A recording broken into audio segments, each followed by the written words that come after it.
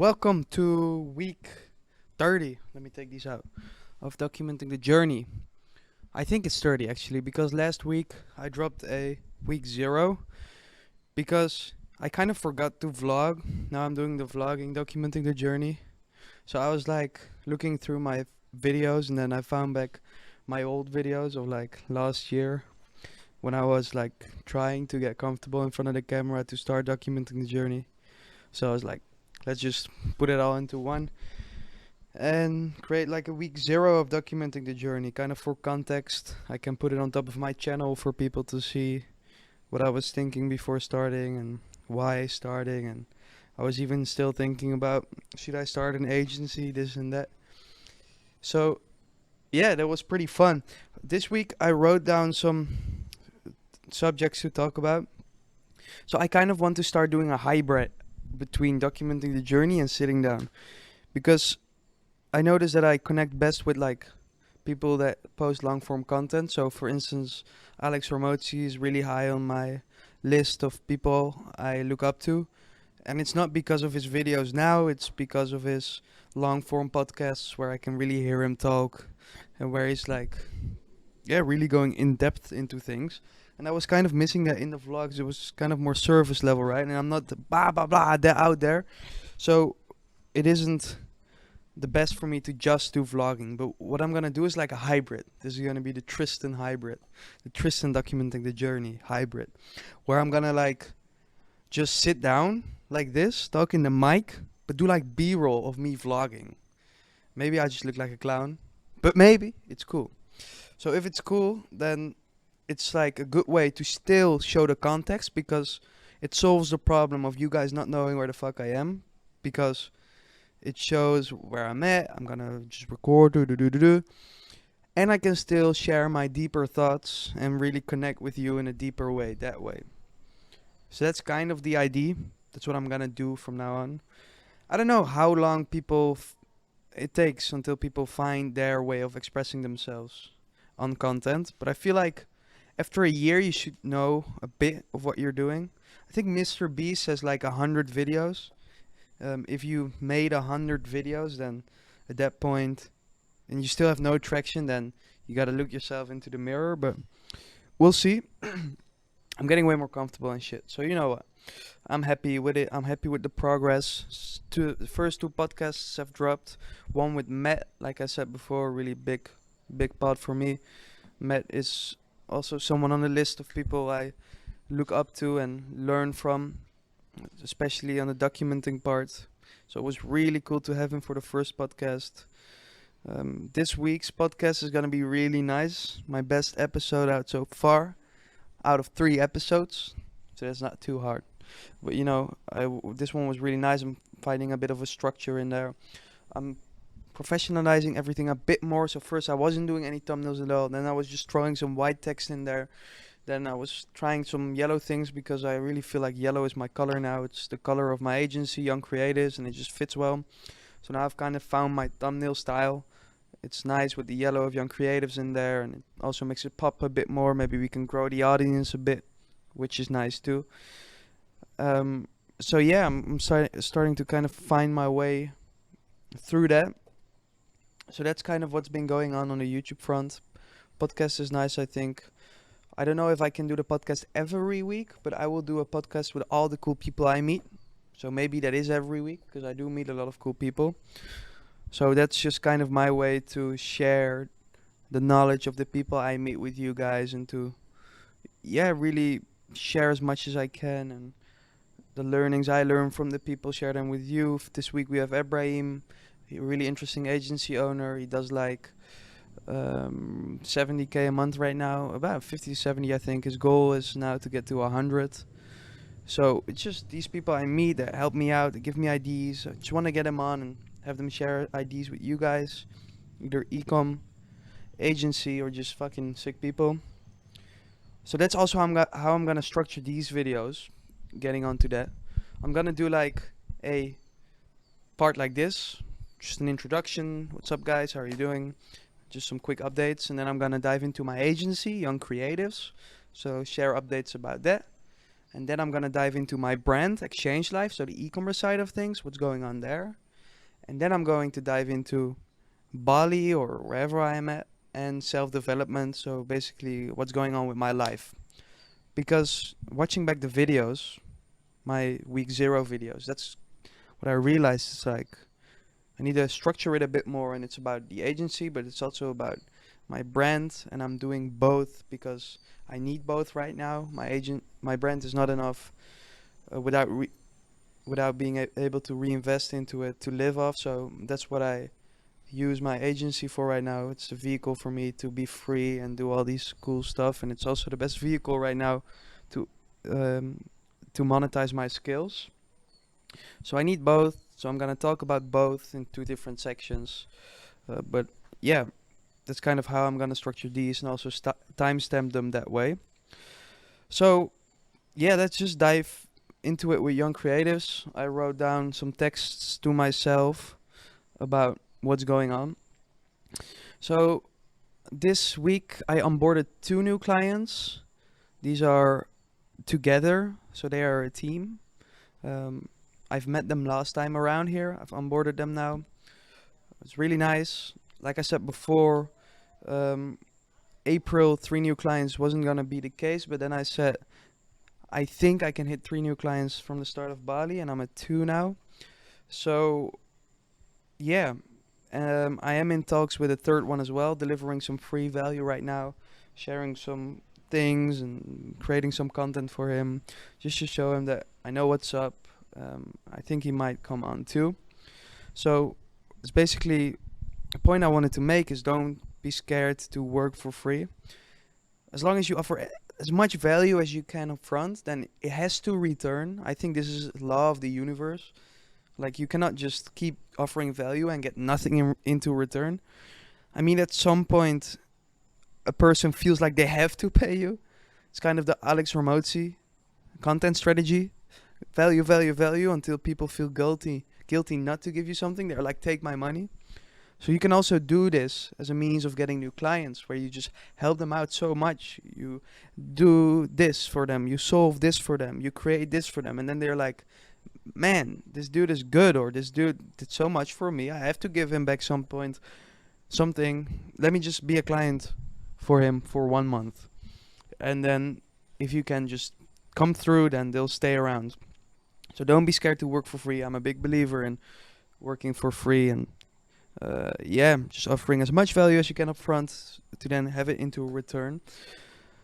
So I've also sat down with one of my clients that has been with me for like 6 months now, like since really the beginning of the agency, beginning of the journey as well on YouTube.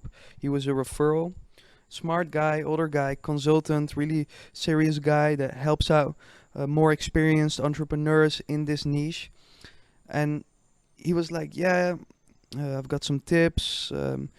I've now set a good referral system in place. So if a client refers me a client, then their retainer goes down by 20%. So if they give me 5 clients, then my work is free for them. So this way I really incentivize clients to give me other clients. So he really likes that idea. So he was thinking, how can I create a good testimonial that I can share with my friends that I know need this content service to get you more clients, so my retainer goes down as well. We were kind of sparring about that. And right now, it's hard for me to give an immediate ROI, right? I help people with content. I have a done for you service mainly for short form content, daily posts or 2 times a day. And it's hard to show an immediate ROI in terms of like actual hard numbers. So let's say, if you turn on an ad, you can see the ROI, right? There's a bit more to it for content because you could say a lot of different things, but how we are doing it now is basically, let's say I had 400,000 views for this client and my retainer is 2,000 euros a month. That means that the CPM is 5 euros. And normally if a consultant does ads, it's about 11, right? So you're basically having way cheaper eyeballs. That's an immediate ROI. We can count the views, we can say how much my retainer, and we can calculate the CPM. Then what we can also do is we can calculate cost per call. We can see this many people come through in the DMs, this many people hop on the call. That means if my retainer is 2,000 and they get 20 calls per month, then a call is worth 100 euros. The cost per call is 100 euros. And then you can see the cost per close. So let's say 5 of those 20 calls close, which is a 25% closing rate, which means one close is 400 euros. So we're basically having these KPIs that we can really measure, and I can also that way communicate the level of success we're achieving with clients. So what I'm gonna do is now is send weekly updates to the client about this is how many views we got. Okay, let me know how much calls we got, and then we can calculate, and I can remind my clients of, hey, it's working, you're having an ROI. This will help with the lifetime value of a customer. This will really show them what they are getting in return of it, and this also shows. These are results I can show in sales calls to other people. Like, these are hard results I can show. This is the ROI. We already know that right now, 1 to 3 months, a client sees significant results. So that's already something we can share, but we can also share more in-depth numbers for it. So that way the sale is way easier, and the client really knows what they're getting, like hard numbers, which is right now what separates me with a 3K retainer per month from another agency that does it in the Netherlands for 5K. They're a bit more professional, they're doing all this stuff, but they are less good at the content side of things. So if I professionalize it a bit more, I can get to that level as well.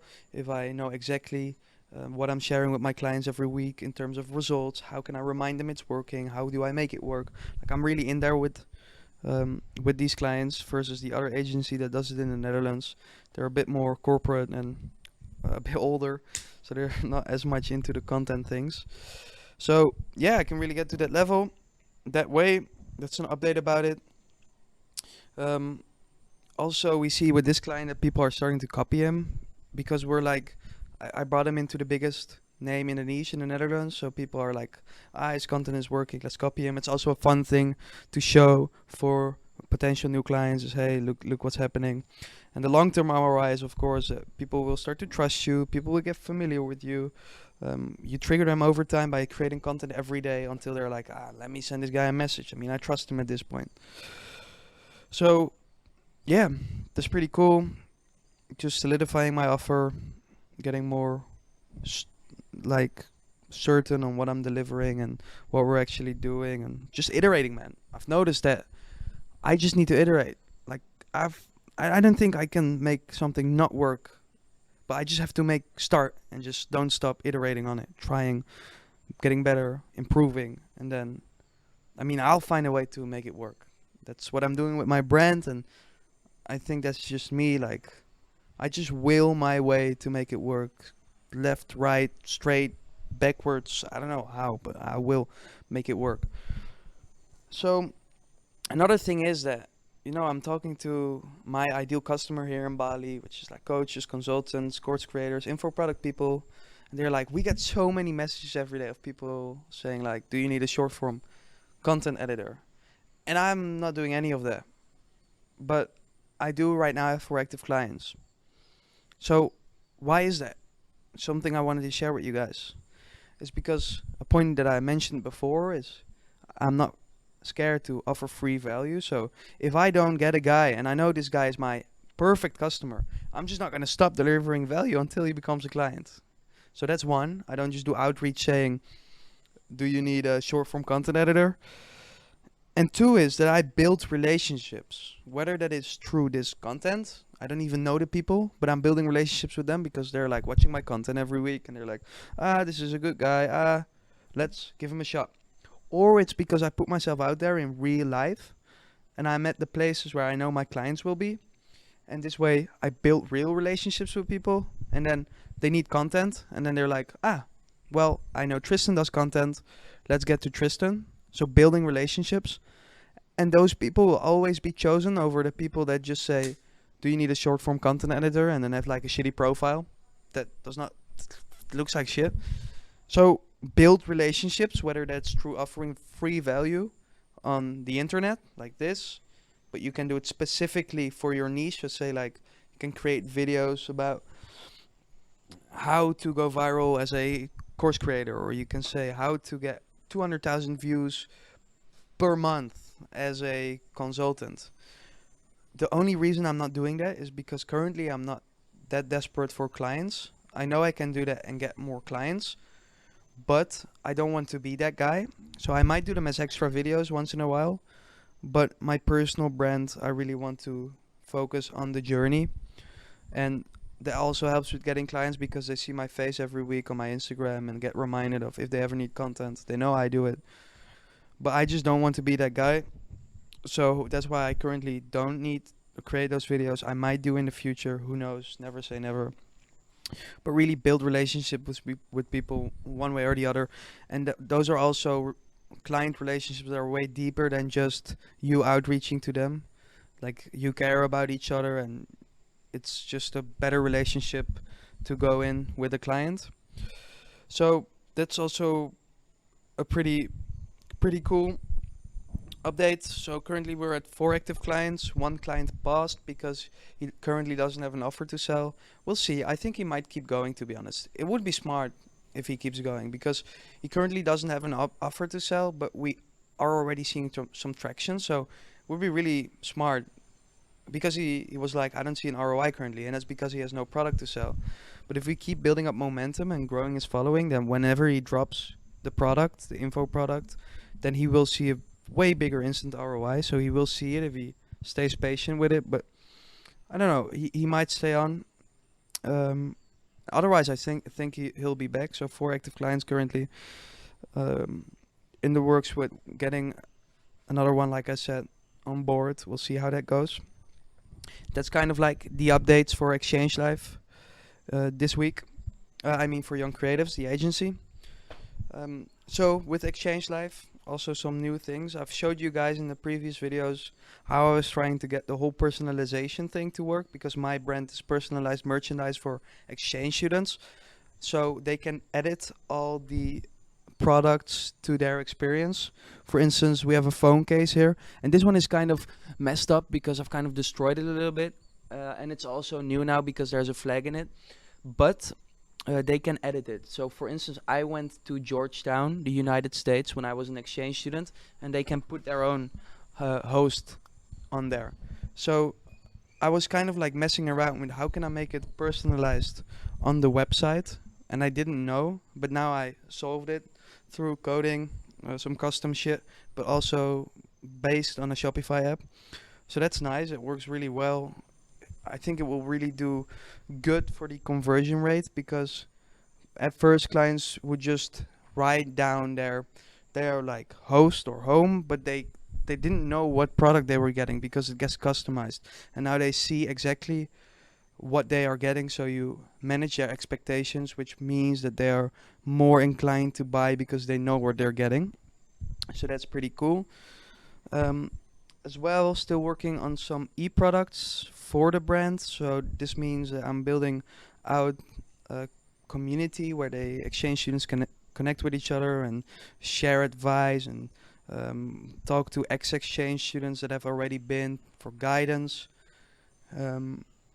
And also a little course to prepare them and talk about everything to get them ready and to deal with certain situations. See how this does, because currently the only way of monetization for the community and the brand, because it started as an ecom brand and went into a community, but now the community has grown pretty big. We reach about 10 to 20 million a month across platforms organically. So the only way of monetizing that right now is the physical merch, but what if someone doesn't need a physical merch? So we're going into some info products as well and seeing how that goes. I will keep you updated on that. I'm always looking out and thinking about new products, so I'm trying to get like a print on demand product for each blank that is there, like get a sick product for the brand. So for instance, the phone cases like I've just showed you, we got hoodies, we got sick posters now, they're really sick. I've also shared some of those in the videos. So yeah, always looking out for new products. That's it about the brand. So a bit about what's going on with my self-development right now. I've noticed, and I knew this was a problem before, but I got reminded by it, by this experience, that I really need to learn to firmly say yes or no, and not like dabble in between, because that will not get me anywhere. People will even respect you more for giving a hard no than they will for giving like a.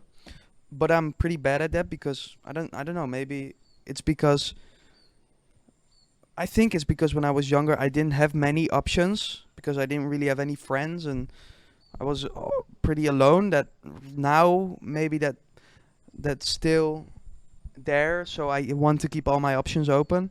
But then that's not good for anything. So I'm trying to say yes and no, because now, for instance, my roommates went on a trip to some islands, and I don't really like to go out. Like I don't really like to go places. I don't want to see fucking waterfalls. Like I'm bored or something. You know, I don't really want to do that. And it's fun, but not for me right now. Like I just want to stay home, work, build shit, go to the gym, go to the spa. So I was kind of like, yeah, just go and I'll see if I go. But then they understood it like I wanted to go, so they booked the trip, and then there was some confusion, so I canceled. So it was kind of like a weird situation. Whereas I could have just better have said, I'm not going, you know? But then I do want to keep the options open, but I shouldn't. So that's kind of what I'm trying to get better at.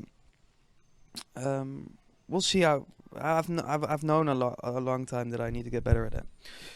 Um, Food wise, fitness wise, I've been intermediate fasting for quite a while now. I think the whole time in Dubai I was intermediate fasting. But I don't know if it's good for me, to be honest. I don't know what the fuck I'm doing food wise. I kind of just eat the same. Kind of makes me feel good to not eat in the morning and just work. I'm kind of focused. I think that's some scientific reason behind it. But I'm not a nerd, so I don't know. I have no idea what I'm doing with my food. I need to get more nerdy into it. But currently, it just works for me to eat a lot of different meats. Like I eat a lot of steak and chicken. But I don't know if it's the most healthy way. I'm trying to eat more vegetables now. Before I only eat broccoli and maybe some cauliflower sometimes, but now I also eat asper asparagus. I think that's the way to say it. I kind of like asparagus now. But yeah, what I want to do when I get home in the Netherlands, or maybe I do it here, is a blood test to see if I'm missing any nutrients. Because I have no idea if what I'm eating is the right thing. So I'm just kind of eating now because I like to eat steak and chicken and rice and broccoli and asparagus. But we'll see if it's the right thing to eat. Probably not. Maybe it is for my body type. I'm from my belief is that there is not one perfect diet, but there is a different diet that fits everyone, but you just have to kind of find your thing. But right now I'm not focused on spending a lot of money trying to find what my diet is. I'm first focusing on making enough money so I can focus on that. You know what I mean? So it's keeping me alive now, and I think I'm young enough to not mess off massively yet, like down to that. I mean, I eat my vegetables, I eat meat, I go to the gym, so I think it's fine for now. Um, I'm trying to talk to one new person every day, so I'm kind of going to the spa every day when I have most work done. Um, go in the ice bath there. I can do 3 minutes now, which is sick. I think it's like 3 degrees Celsius or some shit. At first, I hate the cold, but I'm kind of going strong in there, kind of like jumping in there, trying to get through it. And then I do 15 minutes of sauna, which is nice. Apparently, Andrew Huberman says there's a lot of benefits to it. It probably makes me smarter some kind of way. I don't know how, but Andrew Huberman says there's a lot of benefits to going in the ice bath, so I kind of just do it now. Again, I don't think fitness, like that deep into health, is my focus now. I think first, and maybe this is the wrong mindset, prove me wrong. First, right now, I feel great. I think my body is in a great shape. My focus is in a great state. I've never been so dialed in. And maybe I can make it 20% better. But right now, I just need to focus on my offer and my agency and building a sick business before I get like into the doing the sauna 2 hours a day because that's 20% better. Like, that's not my focus right now. But ROI for sauna is there. Even if it's not health based, it's people based. So like I said before, I'm like making a conscious effort of talking to someone every day, a new person. So at some point you're through whole Canggu because it's like a bubble. But anyway, I'm making a conscious effort of doing that. And in the sauna, you meet people, or in the spa. So I kind of just talk to people there, meet people there.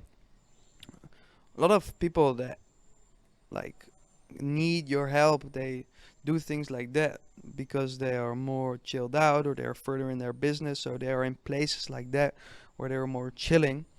So I see that I meet a lot of potential clients in those kinds of environments. So not only for health, also for business, it has an ROI. It's the same like paddle. I don't know if that's the English word for it. Maybe it's pickleball, but I don't know if it's the same thing or it's a different thing. It's like the ball thing, the new tennis hype. A lot of business people play that. So it's not only a good cardio workout, you can also grow in business by doing that. So this is just a realization that I had.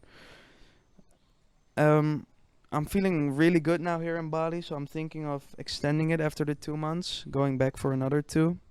We'll see how it goes. I'm not sure yet where I'll go, but I'm way less stressed out now, and I think it's because I kind of have my shit together more now. So I'm making some money. I have some clients. I'm kind of finding my thing with the videos. I'm not just completely uncomfortable and sweating my ass off in front of the camera anymore. And I'm kind of, I know what I'm doing now. So I'm way less anxious, and I just know that I need to keep going now and iterate, like I said before. So that's great. I'm feeling great here. Good environment, enjoying my time, meeting new people. So I also don't really know where else I should be right now. So I was 3 months in Dubai, which was great, but it's more isolated. It's harder to meet people there. I kind of need to grow my network before I can really find my way around Dubai, I think.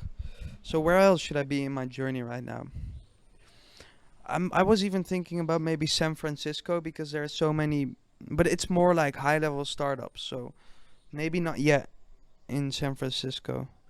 Dubai not yet because of network. I don't know where else can you go. Like I think Costa Rica is coming up now. Maybe somewhere else in Asia. Oh, there's so many animals here. So that's one thing about here, Bali, man. If you're scared of animals and big ass insects, you need to be careful. Do you see all these people, animals flying? Maybe Philippines or Thailand. Maybe I should try those out. But I think this is just a good place for me to be currently in my journey. So I think I might extend. I'm not sure yet.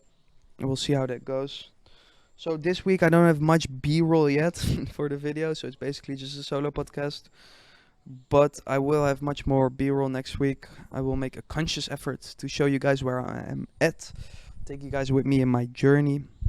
I hope still this is adding anything to your journey. I mean, that's the only reason I'm doing this.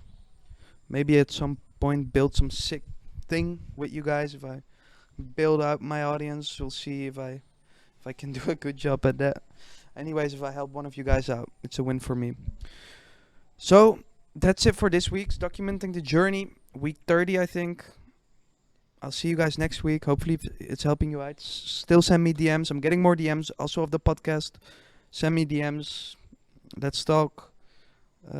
Yeah, and I'll see you guys next week.